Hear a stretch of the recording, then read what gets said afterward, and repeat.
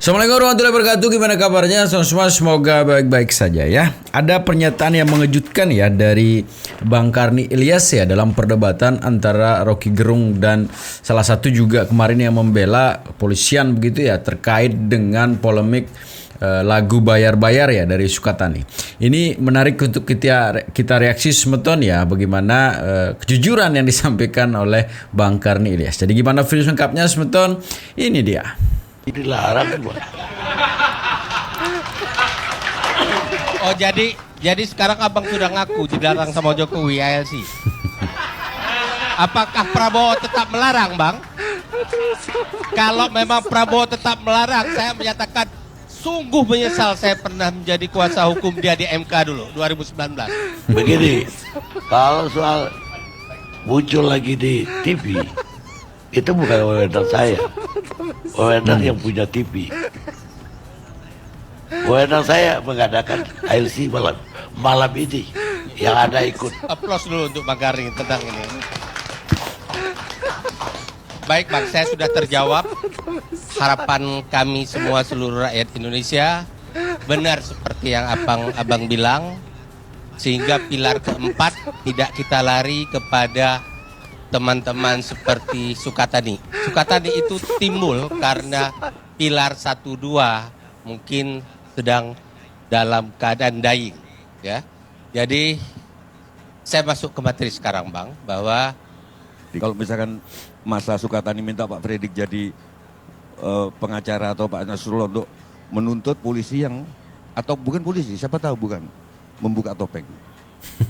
Begini Pak, kalau menurut saya Pak, topeng itu bukan suatu budaya Pak. Itu kan bagi orang tertentu.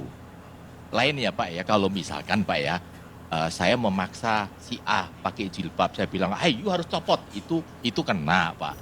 Kalau topeng itu kan hanya suatu mode Pak, mode. Kan, Pak. Ini Jadi musik tidak ada punk ini, langsung, sorry enggak, musik punk ini keyakinan Pak. Ini keyakinan. Tidak semua pang pakai topeng Pak. Boleh Bapak mengatakan begitu, tapi ya ini keyakinan sama. Kalau keris di dalam gimana? Kalau keris itu memang sudah merupakan budaya Pak. Kan orang Sama, Jawa itu kan ini begitu, cuman Pak. Coba Pak Rocky Pang bisa itu tidak ada yang begitu Pak itu Pak. Bapak bisa lihat Pak. Kalau kita searching di Google kita bisa lihat pang di luar negeri itu bagaimana. Memang itu mereka termasuk golongan metal Pak ya. Pakai anting-anting lah, pakai apa. Sehingga di mana itu kan sampai dia akan diberhentikan, katanya alasannya bukan itu. Kan gitu. Saya nggak tahu lah Pak ya, internalnya bagaimana. Tetapi saya lihat Pak ya di medsos ada bupati yang masih dalam Magelang sudah memberikan suatu statement, kita pemerintah siap menampung dia di mana, itu tidak mendidik Pak. Kalau seorang diberhentikan kemudian ditampung oleh instansi lain Pak, itu akan menimbulkan budaya Pak, gua itu kemanapun gua bisa diterima. Sorry, Akibatnya punishment-nya itu tidak akan dihargain Pak. Boleh Itu saya, menurut saya, boleh saya Pak. salah sebentar? Pak Fredrik setuju bahwa Ali Sadikin itu gubernur legendaris? Setuju atau enggak? Oke, ini ceritanya Adnan Buyung Nasution, senior sampean. Gila itu Jo. Ali Sadikin itu. Gila. Atasannya waktu itu Sudomo di angkatan laut jadi Pangkop Kamtib. Dia baru gubernur. Rendra bikin puisi dan ditahan di rumah sakit, di penjara Guntur. Itu pagi-pagi dia masih celana pendek di Jalan Borobudur. Tomo, Ali Sadikin gitu, bebasin.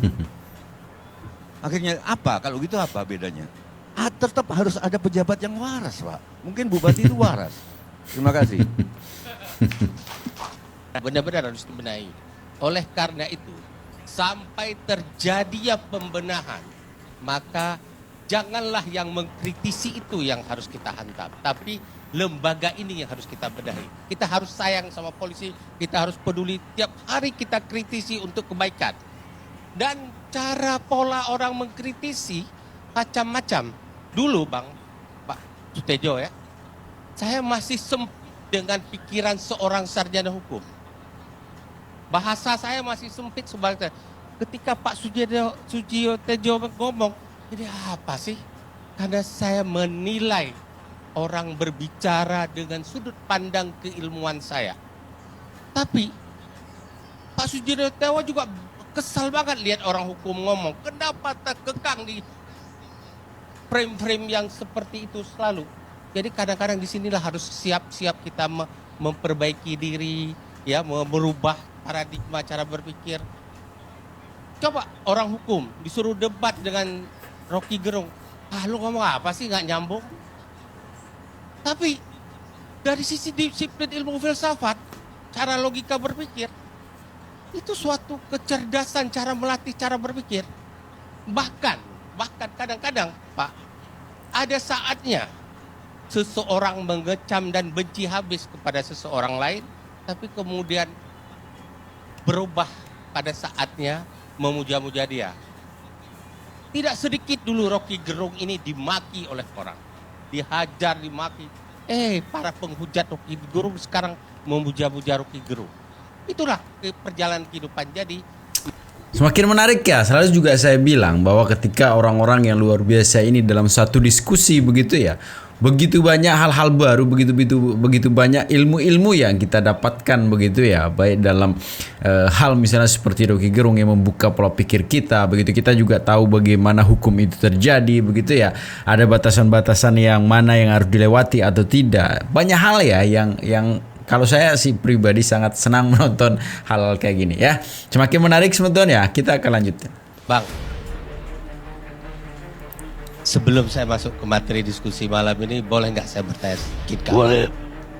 Kan termasuk saya, mungkin Bung Rocky dan masyarakat, ingin sedikit saja dapat bocoran hasil pertemuan Pemret dengan Presiden. Nah, satu pertanyaan. Kemudian timbul lagi pertanyaan dari masyarakat yang bisik-bisik saya dengar. Apakah pertemuan Pemret dengan Presiden sama nilainya dan berdampak positif pembelajaran kepada masyarakat sebagaimana pertemuan dulu berbagai media dengan Habibie, atau mungkin akan terkooptasi pertemuan Pemret, maaf kalau saya keliru, tapi itu persepsi masyarakat, seperti pemret dulu yang ketemu dengan Jokowi kemudian hilang kebebasan, bukan kebebasan mungkin tetap ada, tingkat kritisnya kepada Presiden. Saya nggak tahu apakah seorang Karni Ilyas bisa terkooptasi juga. Kalau sudah terkooptasi, maka pilar keempat kita terima dulu, dikafanin saja, Bang. Itu berkenan Abang jawab itu dulu, Bang. Biasa kan Abang nanya ke kami, dan sekali ini saya nanya ke Abang. Ya, persoalan Saya nggak tahu Abang sudah hilang keberanian untuk menjawab. Ya. Nggak apa-apa, menyerah aja, Bang. Angkat itu. tunggu dulu. Orang nggak dikasih kesempatan bicara.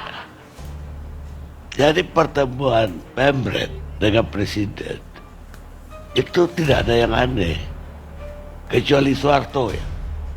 Semua presiden melakukan, dan rame-rame itu. Kemarin juga rame-rame, 40 orang nggak ada kan.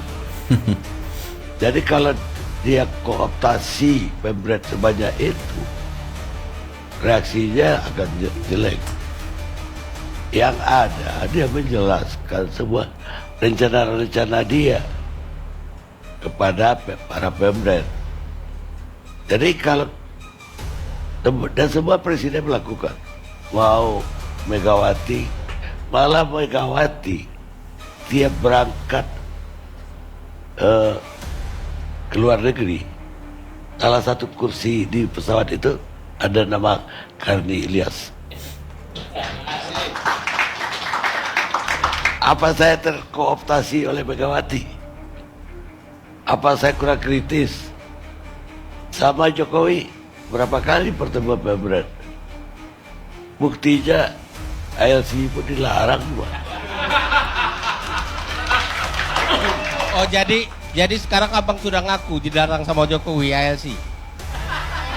Apakah Prabowo tetap melarang, Bang? Kalau memang Prabowo tetap melarang, saya menyatakan sungguh menyesal saya pernah menjadi kuasa hukum dia di MK dulu, 2019. Begini, kalau soal muncul lagi di TV, itu bukan wewenang saya. Wewenang yang punya TV. Wewenang saya mengadakan ILC malam malam ini yang ada ikut. Aplaus dulu untuk Bang Garing tentang ini. Baik Bang, saya sudah terjawab. Harapan kami semua seluruh rakyat Indonesia benar seperti yang abang bilang, sehingga pilar keempat tidak kita lari kepada teman-teman seperti Sukatani. Sukatani itu timbul karena pilar 1, 2 mungkin sedang dalam keadaan dying, ya. Rocky Gerung, pengamat politik. Oke, itu permintaan yang jujur, kuliah, bukan komen ya. Jadi dengerin kuliahnya. Oh ya, yuk kamu Lemhanas ya. Nah, tahun berapa? 2024 kemarin sih baru. 2024. Saya bukan alumnus Lemhanas, saya mengajar di Lemhanas. Siap. Satu waktu saya ngajar tentang global security, ada seorang kolonel angkat tangan. Pak Rocky, terangkan pada saya apa pendasaran filosofis dari tindakan kudeta. Anda bayangkan pertanyaan itu. Karena di dalam sejarah kudeta, kedudukan kolonel itu strategis untuk memimpin kudeta. Dari Nasser sampai Khonasa segala macam. Dia ucapkan itu karena dia tahu ini ada forum akademis. Dia ingin tahu secara detail tuh. Saya terangkan apa dasarnya. Apa yang membolehkan kudeta dan apa yang tidak. Apa yang boleh dilakukan dalam keadaan perang, di dalam use in bello dan use bellum, use ad bellum, kayak itu pelajaran-pelajaran filosofis. Nah sekarang kita mau lihat misalnya apakah kalimat yang diucapkan oleh Cornel tadi itu memerlukan klarifikasi? Tidak diperlukan, karena itu masuk di dalam diskurs akademik itu. Maka kita berdebat di situ tuh. Oke, itu adalah contoh karena you ingatkan Lemhanas itu. Kita pindah pada istilah tadi Pak penasehat. Gonjang-ganjing publik ini akademis apa tidak? Pasti tidak itu. Sekarang coba kita bandingkan ya. Semua public statement akan menghasilkan public opinion. Pasti itu. Dan public opinion terpecah sekarang. Bayar. Public statement diucapkan di depan publik. Menimbulkan kontroversi. Bandingkan public statement bayar dengan public statement yang bunyinya hidup Jokowi, hidup Jokowi, hidup Jokowi. Apa bedanya? Dua-duanya public statement. Status ontologinya adalah public statement. Si penyanyi yang bilang bayar perlu klarifikasi karena itu public statement mesti diklarifikasi. Arahnya apa? Presiden Prabowo mengucapkan hal yang sama. Siapa yang mau klarifikasi? Buat fairness dalam demokrasi. Dua-duanya menimbulkan public opinion. Dua-duanya menimbulkan gonjang-ganjing. Si seniman dengan kecerdikannya membuat diksi itu tuh. Jadi polisi, bayar polisi. Mau jadi polisi, bayar polisi. Kan begitu tafsir epistemiknya tuh. Mau jadi presiden, puji presiden. Sama status. Sudah jadi polisi masih bayar polisi. Sudah jadi presiden masih puji presiden. Saya terangkan ini sebagai problem narasi ya. Ada urusan saya dengan kekuasaan. Tetapi supaya fair, kita mau nilai juga kecerdasan publik itu sudah melampaui kemampuan tipu-tipu kekuasaan. Itu intinya tuh. Jadi kita mau anggap bahwa ini betul-betul terbuka satu prosedur demokrasi untuk mulai memilah mana yang menyebabkan orang ingin memuji, mana yang menyebabkan orang ingin mencaci itu.